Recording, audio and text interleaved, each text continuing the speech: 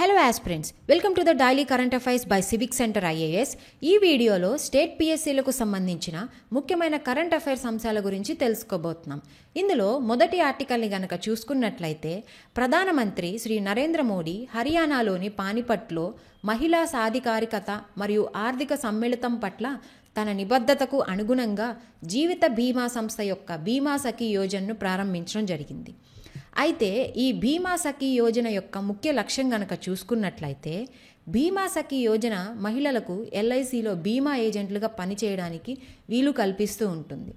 అంతేకాకుండా మహిళలకు ఉపాధి అవకాశాలు కల్పించడం, దానితో పాటు ఆర్థిక సమ్మిళతానికి దోహదం చేయడం వంటిది లక్ష్యంగా పెట్టుకుంది.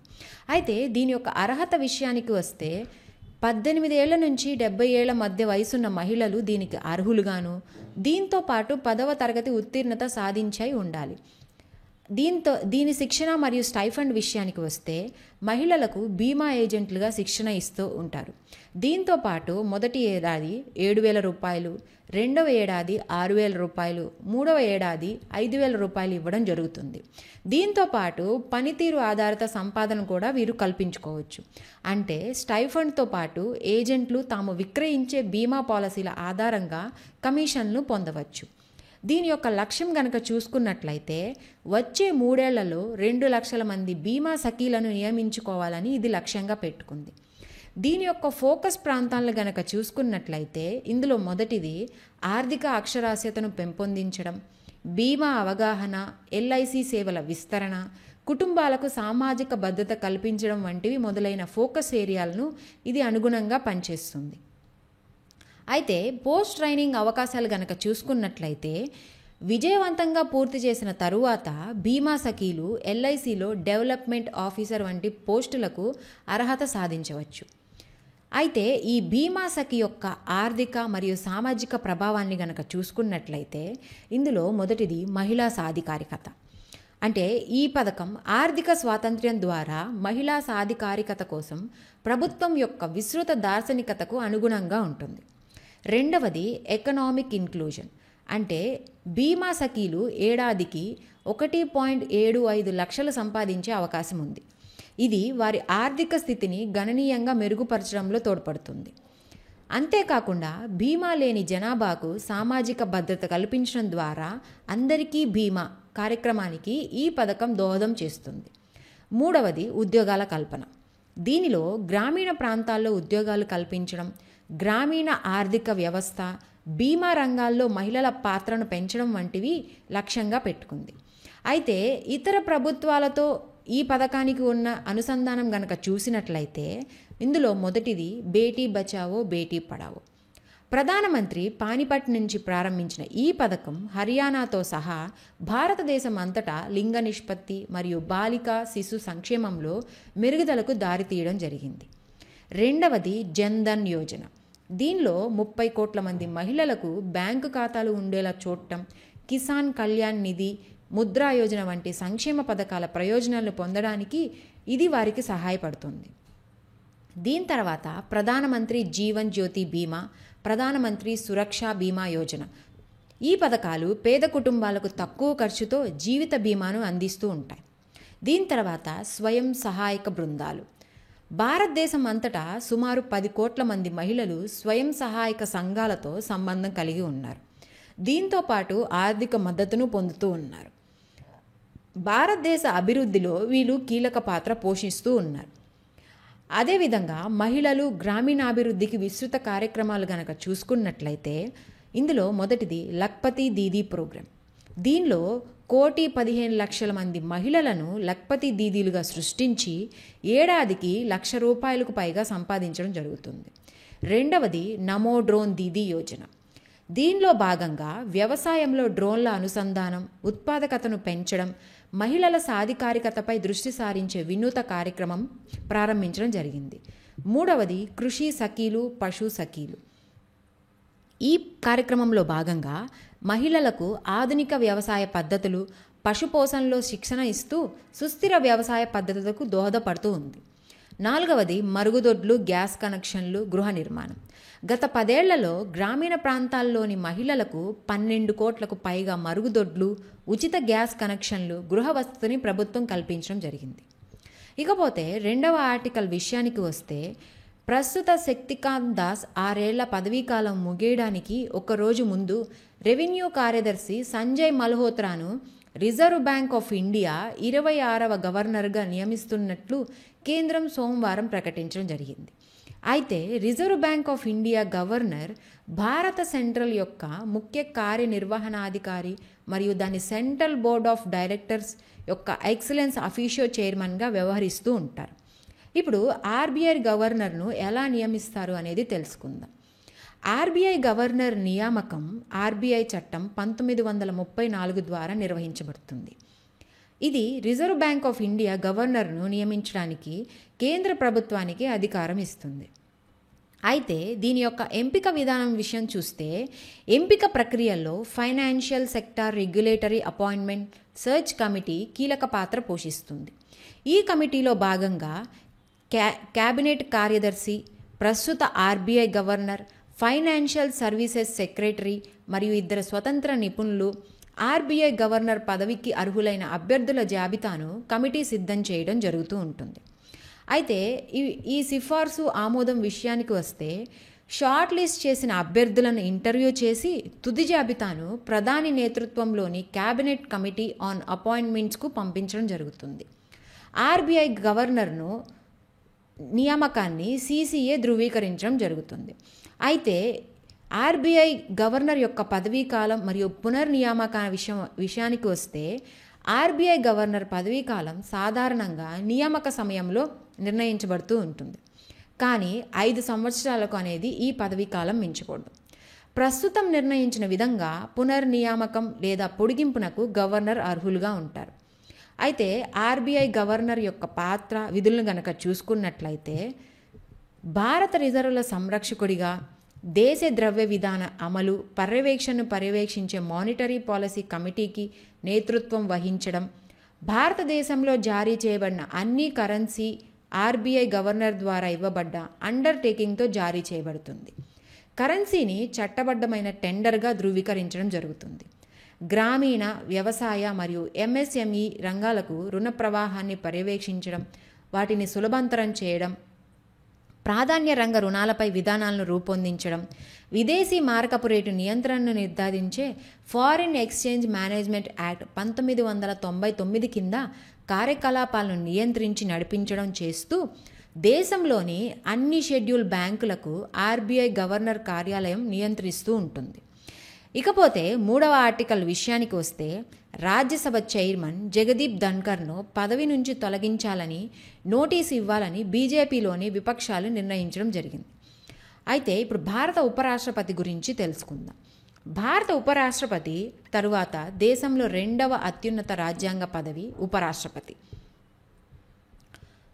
అధికారిక ప్రాధాన్య వారెంట్లో ఉపరాష్ట్రపతికి రాష్ట్రపతి తరువాత స్థానం ఇవ్వడం జరుగుతుంది. ఉపరాష్ట్రపతి భారత పార్లమెంటు ఎగువ సభ అయిన రాజ్యసభ చైర్మన్గా వ్యవహరిస్తూ ఉంటారు. ఇప్పుడు భారత ఉపరాష్ట్రపతి తొలగింపు ప్రక్రియ గురించి తెలుసుకుందాం. రాజ్యాంగంలోని ఆర్టికల్ 67 ప్రకారం రాజ్యసభలో మెజారిటీ సభ్యులు ఆమోదించిన తీర్మానంతో ఉపరాష్ట్ర పదవి నుంచి తొలగించడం జరుగుతుంది. ప్రజాసభ లేదా లోక్సభ కూడా ఈ తీర్మానానికి అంగీకరించాల్సి ఉంటుంది. రాజ్యసభలో అప్పటి సభ్యులందరి మెజారిటీ ఆమోదించి లోక్సభ ఆమోదించిన తీర్మానం ద్వారా ఆయన్ను తొలగించవచ్చు. అంటే ఈ తీర్మానాన్ని రాజ్యసభలో సమర్థవంతమైన మెజారిటీతో, లోక్సభలో సాధారణ మెజారిటీతో ఆమోదించాల్సి ఉంటుంది. ఇక్కడ గమనించాల్సిన విషయం ఏంటంటే, భారతదేశంలో సమర్థవంతమైన మెజారిటీ ఒక రకమైన ప్రత్యేక మెజారిటీ మాత్రమే. ఈ తీర్మానాన్ని లోక్సభలో కాకుండా రాజ్యసభలో మాత్రమే ప్రవేశపెట్టవచ్చు. కానీ కనీసం 14 రోజుల ముందస్తు నోటీసు ఇస్తే తప్ప అటువంటి తీర్మానాన్ని ప్రవేశపెట్టడానికి వీల్లేదు. ఇకపోతే 4వ ఆర్టికల్ విషయానికి వస్తే, సిరిసిల్ల జిల్లాలో 100 రోజుల్లో టీబీ వ్యాధి నిర్మూలన లక్ష్యంగా పెట్టుకొని పనిచేయాలని జిల్లా వైద్యాధికారి ఎం వసంతరావు కోరటం జరిగింది. కలెక్టరేట్లో సోమవారంలో జిల్లా వైద్యాధికారులు, వైద్య సిబ్బందితో అవగాహన సమావేశం నిర్వహించడం జరిగింది. ఇప్పుడు క్షయవ్యాధి గురించి తెలుసుకుందాం. క్షయవ్యాధి అనేది అంటువ్యాధి. ఇది చాలా తరచుగా ఊపిరితిత్తులను ప్రభావితం చేస్తూ ఒక రకమైన బ్యాక్టీరియా వల్ల వస్తుంది. వైరస్ సోకిన వ్యక్తులు దగ్గినప్పుడు లేదా తుమ్మినప్పుడు, ఉమ్మినప్పుడు ఇది గాలి ద్వారా వ్యాపిస్తూ ఉంటుంది. క్షయవ్యాధి నివారించదగినది మరియు నయం చేయదగినది. అయితే ప్రపంచ జనాభాలో 4/4 మంది టీబీ బ్యాక్టీరియా బారిన పడ్డారని అంచనా ఉంది. అయితే ఈ టీబీ యొక్క సాధారణ లక్షణాలు గనక చూసుకున్నట్లయితే దీర్ఘకాలికంగా దగ్గు, కొన్నిసార్లు రక్తంతో కూడిన దగ్గు కూడా వస్తూ ఉంటుంది. అంతేకాకుండా ఛాతి నొప్పి, బలహీనత, అలుపు, బరువు తగ్గడం, జ్వరం, రాత్రిపూట చెమటలు పట్టడం వంటివి జరుగుతూ ఉంటాయి. అయితే నేషనల్ టీబీ ఎలిమినేషన్ ప్రోగ్రాం ప్రచారం గురించి చూసినట్లయితే ఆరోగ్య మరియు కుటుంబ సంక్షేమ మంత్రిత్వ శాఖ ఆధ్వర్యంలోని నేషనల్ టీబీ ఎలిమినేషన్ ప్రోగ్రాం అనేది టీబీ నోటిఫికేషన్ మరియు మరణాలకు సంబంధించిన సవాళ్లను పరిష్కరించడం ద్వారా భారతదేశంలో ఎండ్ టీబీ లక్ష్యాన్ని సాధించడానికి ఉద్దేశించిన ఒక కీలకమైన చొరవగా దీన్ని చెప్పుకోవచ్చు. టీబీ కేసుల గుర్తింపును పెంచడం, చికిత్సా ఫలితాలను మెరుగుపరచడం, టీబీ సంబంధిత మరణాలను తగ్గించడంపై ఈ క్యాంపెయిన్ దృష్టి సారించింది.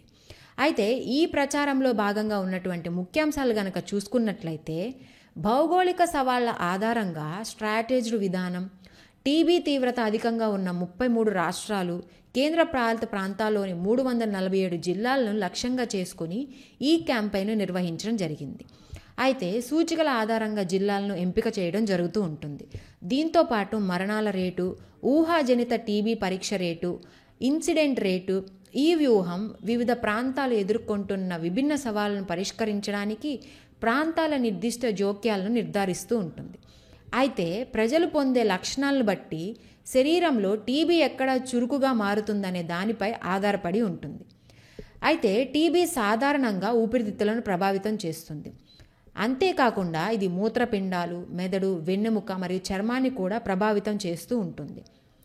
అయితే ఈ ప్రచారం యొక్క ముఖ్య లక్ష్యాలు గనక చూసుకున్నట్లయితే ఇందులో భాగంగా కేసుల గుర్తింపును పెంచడం, ఇంటెన్సివ్ కేస్ ఫైండింగ్ డ్రైవ్లు అంటే అధునాతన స్క్రీనింగ్ మరియు డయాగ్నోస్టిక్ టెక్నాలజీని ఉపయోగించడం, లక్షణాలతో సంబంధం లేకుండా టీబీ కోసం అధిక ప్రమాద సమూహాలను స్క్రీనింగ్ చేయడంపై దృష్టి పెట్టడం, మరణాలను తగ్గించడం, హై రిస్క్ పేషెంట్లకు డిఫరెన్సివ్ టీబీ కేర్ విస్తరణ, ప్రత్యేక సంరక్షణను అందించడం వంటివి జరుగుతూ ఉంటాయి.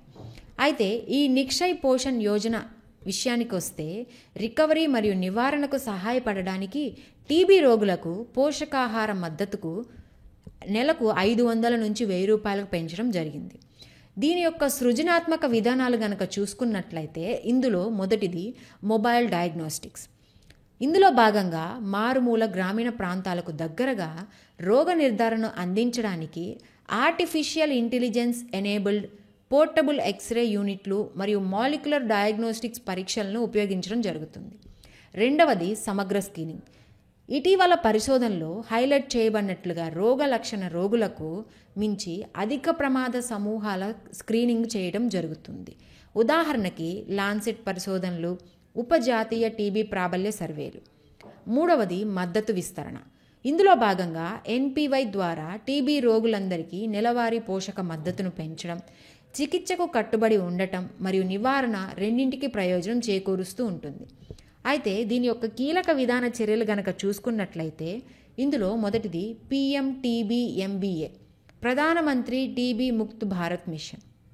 ఇందులో భాగంగా టీబీ రోగుల యొక్క అన్నింటినీ కాంటాక్టులకు కవర్ చేయడానికి విస్తరించి టీబీ నివారణ మరియు సంరక్షణ సేవల విస్తృతి పరిధిని నిర్ధారించడం జరుగుతుంది. రెండవది ఆయుష్మాన్ ఆరోగ్య మందిరాలు. ఈ వికేంద్రీకృత ఆరోగ్య సేవా కేంద్రాలను ఉపయోగించడం ద్వారా నాణ్యమైన టీబీ సంరక్షణ ప్రజల ఇళ్లకు చేరువ చేయడం, అత్యవసర సేవల అందుబాటును మెరుగుపరచడం జరుగుతూ ఉంటుంది.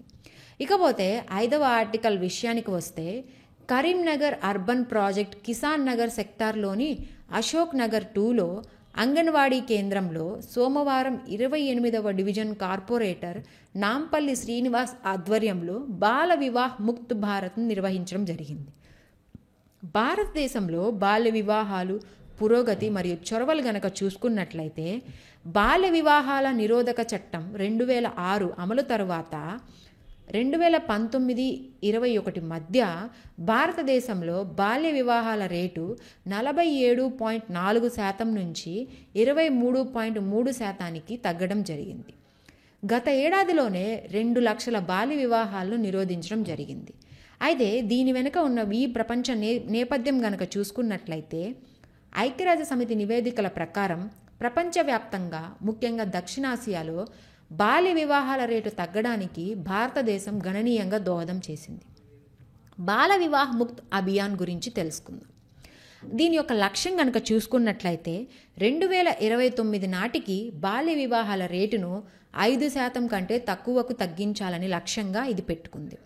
దీని యొక్క లక్ష్య ప్రాంతాలు కనుక చూసుకున్నట్లయితే ముఖ్యంగా పశ్చిమ బెంగాల్, బీహార్, జార్ఖండ్, రాజస్థాన్, త్రిపుర, అసోం, ఆంధ్రప్రదేశ్. అంతేకాకుండా 300 అధిక భారం ఉన్న జిల్లాలను జాతీయ సగటు కంటే బాల్య వివాహాల రేటు అధికంగా ఉన్న జిల్లాలపై దృష్టి సారించడం లక్ష్యంగా పెట్టుకుంది. దీని యొక్క కీలక ఫీచర్లు కనుక చూసుకున్నట్లయితే బాల్య వివాహాలు లేని భారత పోర్టల్. దీని యొక్క విధులు ఏమిటంటే బాల్య వివాహాలపై అవగాహన పెంచడం మరియు కేసులను నివేదించడం, పురోగతిని పర్యవేక్షించడం లక్ష్యంగా పెట్టుకుంది. దీని తర్వాత బీబీబీపీ నుంచి స్ఫూర్తి బేటీ బచావో బేటీ పడావో కార్యక్రమం నుంచి పాఠాలు నేర్చుకోవడం జరిగింది. అంతేకాకుండా బాల్య వివాహాలపై ఇటీవల సుప్రీంకోర్టు ఇచ్చిన తీర్పులు కూడా మనం చూడవచ్చు. దీంతో పాటు క్షేత్రస్థాయి అవగాహన అనేది కనుక చూసుకున్నట్లయితే సామాజిక దృక్పథాలు మరియు పద్ధతులను మార్చడానికి అవగాహన వ్యాప్తి చేయడంపై దృష్టి పెట్టడం వంటివి చేయడం, సమర్థవంతమైన కార్యాచరణ ప్రణాళికలను అమలు చేయడానికి పౌరులు, రాష్ట్ర ప్రభుత్వాలు మరియు కేంద్రపాలిత ప్రాంతాల్లో సహా భాగస్వాములను ఏకతాటిపైకి తేవడం వంటివి జరుగుతుంది. మరికొన్ని కొత్త అంశాలతోటి రేపటి వీడియోలో మళ్ళీ కలుసుకుందాం. Thank you.